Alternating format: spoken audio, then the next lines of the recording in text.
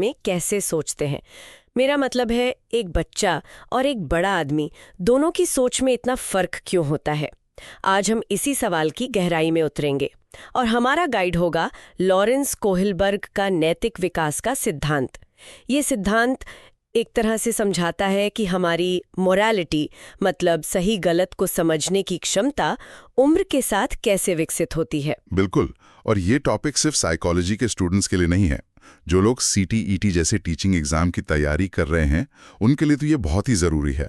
हम इसे आज एक ऑनलाइन क्लास की तरह स्टेप बाय स्टेप समझने की कोशिश करेंगे। तो चलिए शुरू करते हैं। सबसे पहला सवाल, ये नैतिकता या मोरालिटी है क्या चीज? सीधी भाषा में कहें तो ये वो काबिलियत है जिससे हम सही और गलत में फर्क कर पाते हैं। कोहलबर्ग ने अपनी किताबों में इसी प्रोसेस को समझाया था और वो पियाजे के काम से काफी प्रभावित थे। तो नैतिक विकास मतलब एक ऐसी प्रक्रिया है जिसमें सही गलत को लेकर हमारी समझ वक्त के साथ और गहरी होती जाती है। अच्छा, तो यहाँ एक दिलचस्प सवाल आता है। क्या नियम फिक्स्ड होते हैं, मतलब पत्थर की लकीर, या उन्हें बदला भी जा सकता है? हाँ, यहीं पर दो आइडियाज आते हैं।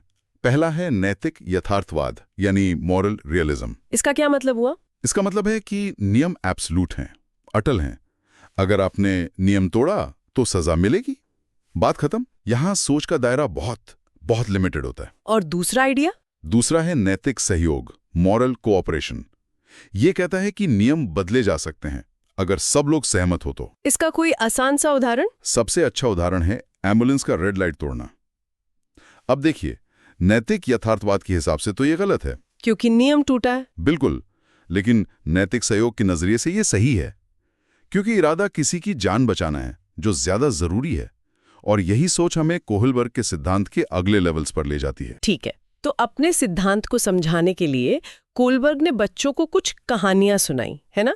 जैसे वो हिंज की दुविधा वाली कहानी। हाँ, द हाइंस डायलेमा। कहानी सीधी सी है कि हिंज की पत्नी बहुत बीमार है। एक दवा है जो उसे बचा सकती है, पर वो बहुत महंगी है। तो क्या हिंज को वो दवा चुरा लेनी चाहिए? और कोहलबर्ग के लिए जवाब हाँ या ना में नहीं था। नहीं, बिल्कुल नहीं। उनका फोकस इस पर था ही नहीं। उनका फोकस था नैतिक तर्कणा पर, यानी मॉरल रीजनिंग पर। मतलब कि कोई अपने फैसले के पीछे क्या वजह दे रहा है। एग्जैक्टली। दुविधा यानी डिलेमा तो सही और गलत के बीच का कंफ्यूजन है, लेकिन तर्कणा, रीजनिंग, वो सोच है जो आपको फैसले तक ले जाती है। अच्छा, तो अब आते हैं कोहलबर्ग की 3 लेवल्स पर। पहला कौन सा है? पहला है प्री कन्वेंशनल लेवल या प्राक रूढ़िगत स्तर। ये करीब 4 से 10 साल के बच्चों में देखा जाता है। इस उम्र में नैतिकता बाहरी होती है। बाहरी होने का क्या मतलब है? मतलब बच्चे खुद से नहीं सोचते कि क्या सही है क्या गलत। उनका सारा व्यवहार बड़ों के बनाए नियमों पर टिका होता है और उस नियम को मानने या तोड़ने के अंजाम पर। जैसे चॉकलेट मिली तो अच्छा काम, डांट पड़ी तो बुरा काम। ठीक है, इस लेवल में भी 2 स्टेजेस हैं, है ना? हाँ, पहली अवस्था है पनिशमेंट एंड ओबीडियंस, यानी दंड और आज्ञाकारिता। सजा से बचना। बिल्कुल। बच्चे सिर्फ इसलिए नियम मानते हैं ताकि उन्हें सजा न मिले। नियम उनके लिए एकदम फिक्स्ड हैं। जैसे कोई बच्चा क्लास में इसलिए चुप है क्योंकि उसे डर है कि टीचर डांटेगी। उसका पूरा ध्यान बस पनिशमेंट से बचना है। और दूसरी अवस्था? दूसरी अवस्था थोड़ी सी आगे की है, इंस्ट्रूमेंटल रिलेटिविस्ट।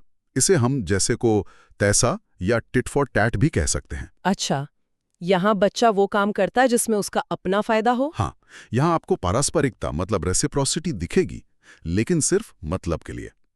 तुम मेरा होमवर्क कर दो, मैं तुम्हें अपनी कॉपी दे दूंगा। ये स्टेज पूरी तरह से मेरी जरूरतें पर बेस्ड है। ठीक है, तो ये तो हुआ पहला लेवल। अब आते हैं दूसरे पर। हाँ, दूसरा स्तर है कन्वेंशनल लेवल यानी परंपरागत स्तर। ये करीब 10 से 13 साल की उम्र में शुरू होता है। यहाँ बच्चा समाज के नियमों को अपनाना सीखता है। तो यहाँ आकर नैतिकता का आधार दूसरों की राय बन जाती है। हाँ, दूसरों की राय और सामाजिक व्यवस्था। बच्चा चाहता है कि लोग उसे अच्छा समझें और वो एक अच्छा नागरिक बने। इसी में वो गुड बॉय नाइस गर्ल वाली स्टेज आती है। बिल्कुल, वो है अवस्था 3। इसमें बच्चा दूसरों से तारीफ पाने के लिए, अप्रूवल पाने के लिए अच्छे काम करता है। मेन मकसद होता है दूसरों की नजरों में अच्छा बनना। जैसे क्लास में अच्छा बनने के लिए दूसरे बच्चे की शिकायत करना। हाँ, ये एक क्लासिक उदाहरण है। ये अवस्था पूरी तरह सोशल अप्रूवल पर चलती है। और इसके बाद आती है चौथी अवस्था। अवस्था 4, लॉ एंड ऑर्डर, कानून और व्यवस्था। यहाँ फोकस और बड़ा हो जाता है, सोशल ऑर्डर बनाए रखने पर। व्यक्ति अपना कर्तव्य निभाता है और अथॉरिटी का सम्मान करता है। नहीं, क्योंकि ये कानून के खिलाफ है। इसे सामाजिक क्रम संबंधित उन्मुखता भी कहते हैं, या नियम ही सबसे ऊपर है। ठीक है, तो अब आता है तीसरा और आखिरी लेवल, पोस्ट कन्वेंशनल। जी, उत्तर परंपरागत स्तर। ये 13 साल के बाद या कह सकते हैं कि युवावस्था में आता है। यहाँ नैतिकता बाहरी नहीं रहती बल्कि सेल्फ एक्सेप्टेड हो जाती है। मतलब इंसान के अंदर से आती है। हाँ, इस लेवल पर व्यक्ति ये सोचने लगता है कि कानून से भी ऊपर कुछ नैतिक सिद्धांत हो सकते हैं। फैसले व्यक्तिगत अधिकारों और न्याय के आधार पर लिए जाते हैं। ये तो काफी एडवांस सोच है। बहुत ज्यादा। इसी की 5वीं अवस्था है सामाजिक अनुबंध, यानी सोशल कॉन्ट्रैक्ट। इसमें क्या होता है? इसमें व्यक्ति समाज के नियमों को मानता तो है, पर आंखें बंद करके नहीं। उसे ये समझ आता है कि कुछ वैल्यूज और प्रिंसिपल्स कानून से भी ऊपर हो सकते हैं। और अगर कोई कानून गलत है तो उसे सबकी सहमति से बदला जा सकता है। यहाँ आइडिया ये है कि कानून को बदला जा सकता है, हाँ। अगर वो अन्यायपूर्ण है। और सबसे ऊंची अवस्था, स्टेज 6, वो है यूनिवर्सल एथिकल प्रिंसिपल्स, सार्वभौमिक नैतिक सिद्धांत। ये नैतिकता का शिखर है। यहाँ व्यक्ति अपने ज़मीर, अपनी कॉन्शियस के हिसाब से फैसले लेता है, चाहे कानून कुछ भी कहें। बिल्कुल। ये सिद्धांत पूरी इंसानियत के लिए होते हैं, जैसे अहिंसा, मानवाधिकार। बहुत ही कम लोग इस स्तर तक पहुंच पाते हैं। महात्मा गांधी, नेल्सन मंडेला, ये लोग इसके उदाहरण हैं। इसे विवेक की अवस्था भी कहते हैं ना? जी बिल्कुल। तो अगर हम पूरी थ्योरी को एक साथ देखें, हाँ, तो संक्षेप में कोहलबर्ग के 3 लेवल और 6 चरण हैं। लेवल 1 प्री कन्वेंशनल, जिसमें सजा से बचना और अपना फायदा देखना शामिल है। सही। फिर लेवल 2 कन्वेंशनल, जिसमें अच्छा बनना और कानून मानना जरूरी है। और आखिर में लेवल 3 पोस्ट कन्वेंशनल, जहां सामाजिक समझौते और फिर सार्वभौमिक नैतिकता की बात आती है। एकदम सही।